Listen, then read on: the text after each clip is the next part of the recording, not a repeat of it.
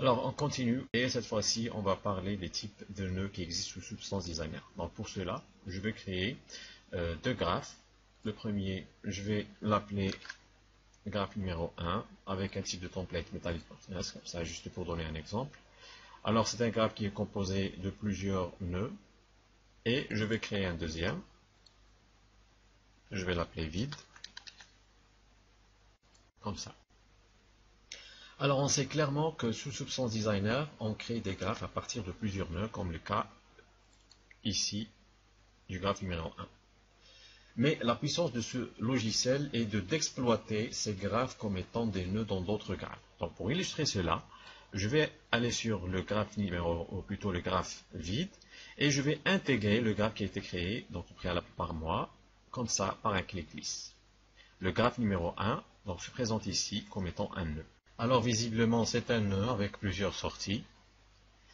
Donc pour expliquer cela, ce type de mécanisme d'insérer des graphes dans d'autres graphes, c'est un mécanisme qui donne plus de complexité et de diversité au résultat et ça favorise plus de possibilités aux utilisateurs. Si on veut modifier ou voir le contenu, on fait un clic droit de la souris sur le nœud sélectionné et on peut aller sur ouvrir la référence. Voilà, donc là on peut dire qu'on a accédé dans le niveau inférieur et le graphe nommé vide ici, l'hébergeur ou le route, est considéré comme le niveau supérieur.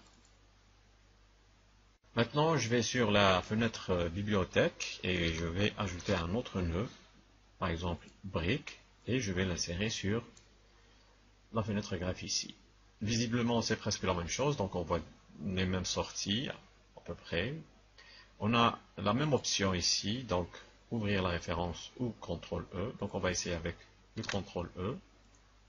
Et maintenant, on a accédé pour voir le contenu de ce graphe qui est brique. Pour aller au graphe hébergeur, le route, donc on peut aller directement sur l'onglet ici, ou en cliquant directement ici sur le graphe qui a été déjà créé au préalable. Alors, je vais ajouter un autre nœud, par exemple, couleur uniforme. Et si je fais un clic droit ici, je ne vois pas de bouton ou d'option qui me permet d'aller sur ouvrir la référence. Alors, cela s'explique en disant qu'il y a deux types de nœuds sous Substance Designer. Il y a les types de nœuds graphes, donc comme celui que j'ai créé moi-même, donc l'utilisateur, et le nœud graphe que j'ai importé de la bibliothèque. Par exemple ici, Ring. Le deuxième type de nœud, c'est dont on n'a pas accès au contenu, puisque c'est le composant le plus petit dans Substance Designer, et c'est pour ça que les développeurs de ce logiciel, on l'a appelé un type de nœud atomique.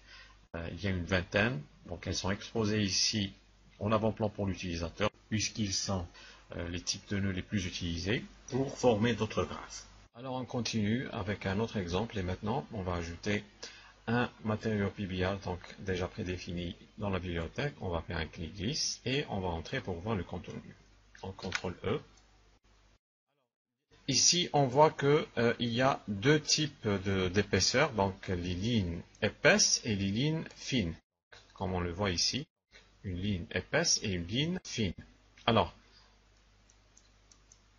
les relations ou les lignes qui vont présenter les lignes minces ou fines, ça veut dire que c'est des textures ou des liaisons de textures en 8 bits.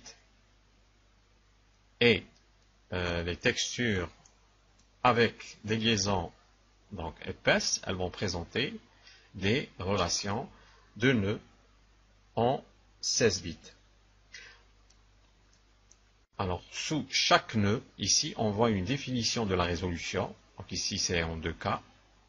Avec un genre de définition de type de texture qu'on voit ici, C8 ou par exemple L8 ou L16 ou même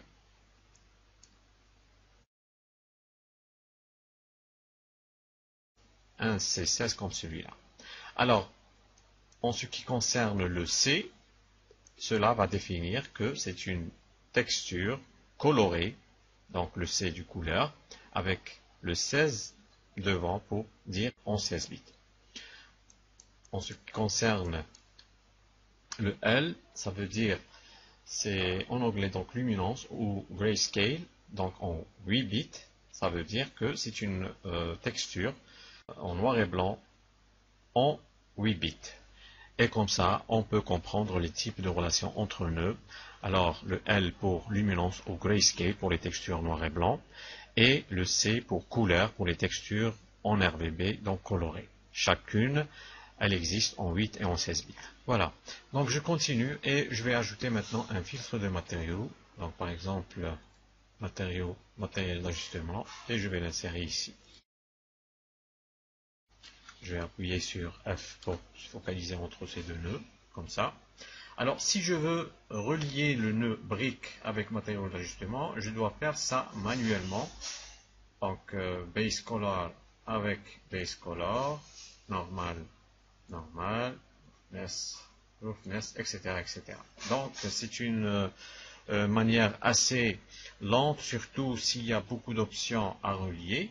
Pour cela, donc, sous Substance Designer, il y a un autre moyen pour faire ça de manière assez rapide. Si on va sélectionner ici un type de relation matériaux, ça va me faire une relation automatique de tous les points de sortie de ce nœud brique au nœud de matériel d'ajustement suivant le nom de chaque sortie. Donc base color avec base color, normal et normal. Il y a un troisième type de liaison ou de relation, par exemple, on peut faire ça en appuyant par exemple sur, donc ça c'est les raccourcis 1, 2, 3.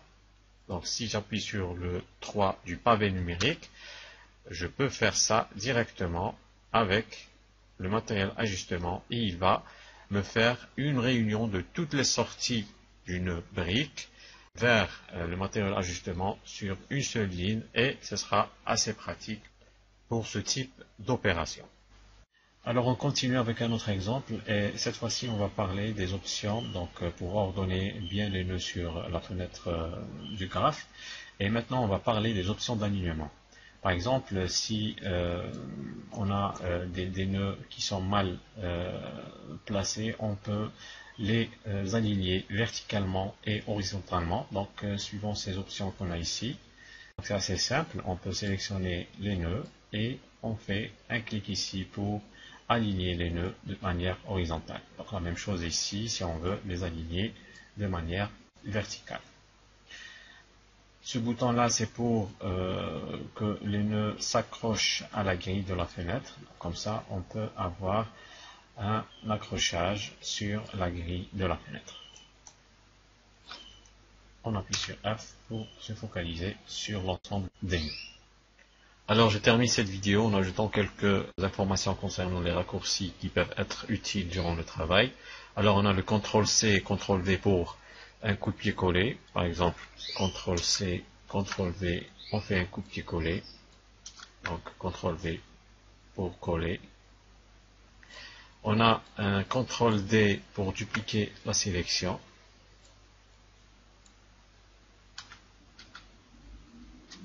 Comme ça.